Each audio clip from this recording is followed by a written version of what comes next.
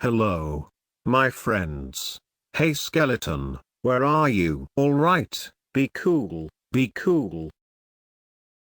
Be sure to subscribe to my channel. If anyone had told me 2 years ago that I'd be hunting down and decapitating werewolves, I would have asked them what they had been smoking. You see, I often find myself awestruck by how much has changed in such a short time. On that fateful day 2 years ago, my life was irreversibly intertwined with the fate of the backwoods of southwest Georgia. My husband and I had moved from the center of a major city to the outskirts of the county in order to get out of the stab zone, as we called it. We lived in an apartment that was known as a hotspot for illegal activity and murder. On top of all of this, the maintenance men were sketchy. One I knew for certain was a registered sex offender, and the other one never knocked before letting himself into our apartment. His antics prompted me to adopt a large dog from the local pound. My apologies, I'm rambling. Let's see, where was I? Oh yeah.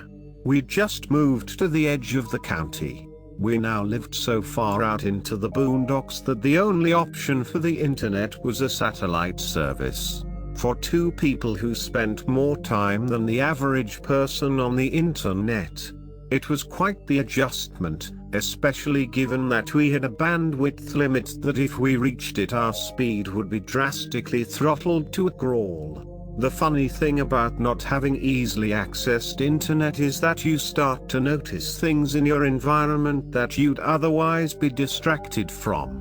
One such detail we started to pick up on was the fact that no one stayed in the area for long. Within months of us living there, we saw for sale signs popping up in dozens of yards. Weird, but people move all the time.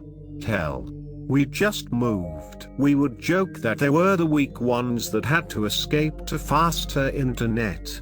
Little did we know just how far off we were about the area. It seemed to be around the 6th month of living in the new home that we started to hear the howling at night. My dog would go crazy and hide under the covers on the bed. For reference, he's a 100 pounds plus pit bull mix. Every night when it started, when we'd first moved in, we had noticed that every outside security light had been shot with a BB gun or broken as if ripped from the siding. It was only after the first couple of nights, when the howling started to be accompanied by what sounded like several large animals circling our house, that we regretted not replacing them immediately. Now I've lived in the country my entire life practically, so the howling wasn't a concern to me, but I did worry for my dog's safety when on walks and going out to relieve himself. I started to bring my shotgun with me at night when I took him out for his nightly walk.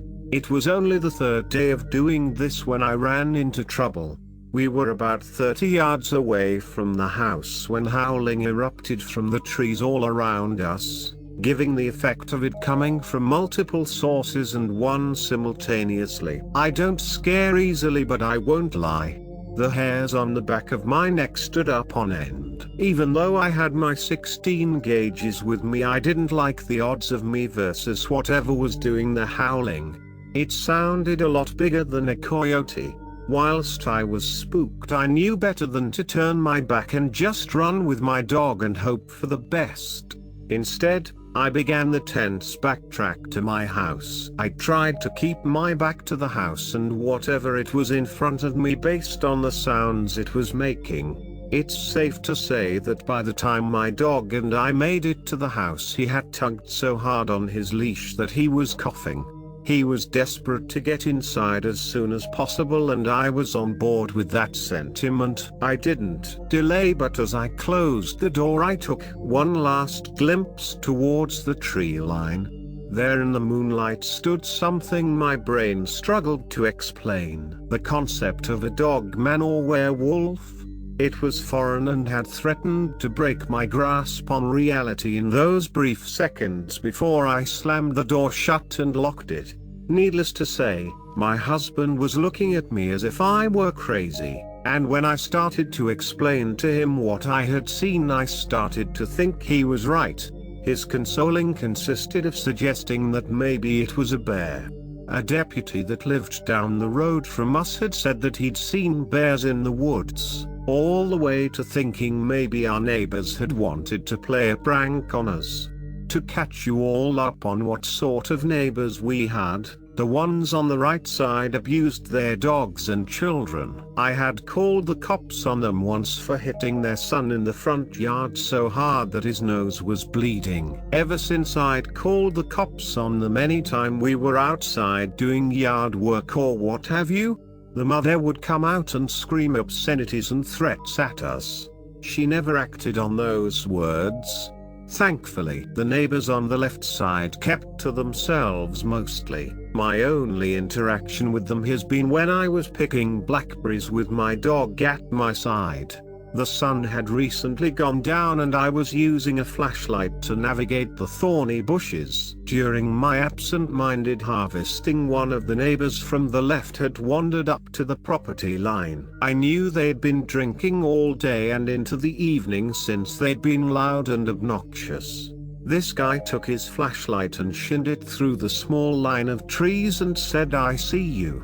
What the fuck are you doing?" As if I was on his property or something, when in all reality he was making his way onto our property with a flashlight in my face. I shouted at him to get the fuck off my property. I'm lucky that my harsh words stunned him and he simply stumbled back, drunkenly reporting to his relatives what happened.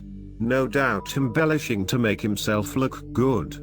I know you're probably wondering why all of the backstory, and that none of this seems to have anything to do with decapitating werewolves. To that sentiment, I say every good story needs a strong beginning and foundation. I need you, dear readers, to understand the climate of the street I lived on in order for you to later understand the desperation that would bring us all together to fight off certain death that the Glen werewolf problem posed upon our existence. Now I know the beginning of this story hasn't been all that interesting so far, but when I return I will dive into when the action and terror truly began.